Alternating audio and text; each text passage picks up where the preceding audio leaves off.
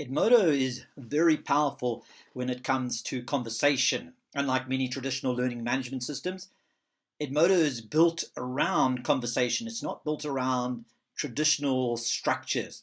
So each unit that is posted can have a conversation thread associated with it. So you can have multiple replies for each piece of content that you posted.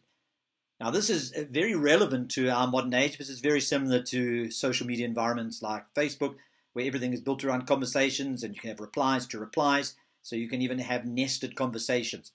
So the whole concept of a conversation style of learning is central to how Edmodo works, and it's what makes Edmodo so powerful. But sometimes your groups can get quite large and the conversation can get quite busy. So you can create a small group. A small group is merely part of your main group. By clicking on the little button on the left, you can create a small group and you can create a subgroup within your main group. So this provides you a very useful way in which conversations can be controlled, or you can have teams that are working together. They may overlap, they may be separate types of teams. So we're going to create a little group called Group 1.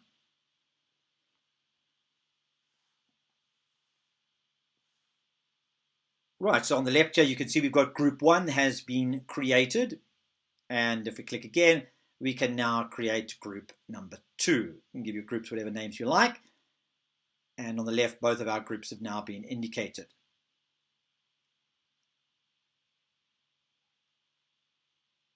It shows us when we click on the group how many members are currently in the group.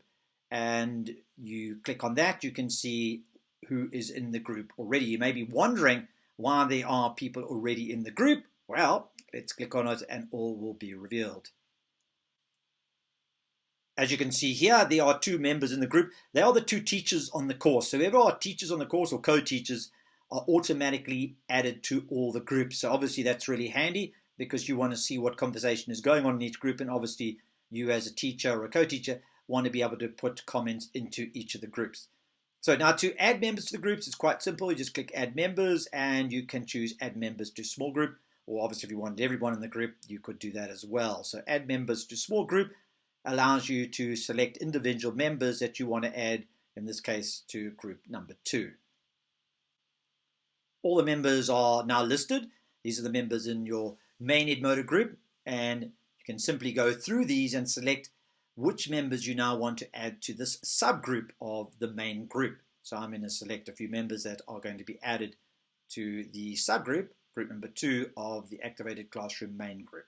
And down the bottom there, it shows you how many members have been currently selected or added into this subgroup. Once you're done, you simply hit Add Selected Members, and that'll add all of those ones that you've selected into the subgroup.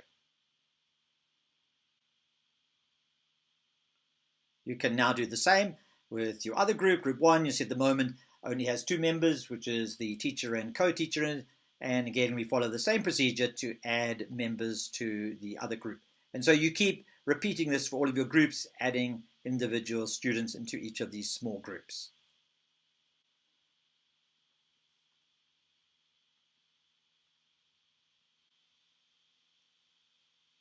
Right, it's as simple as that. And when you finish, you just say add selected members to the small group, and they are added into your small group.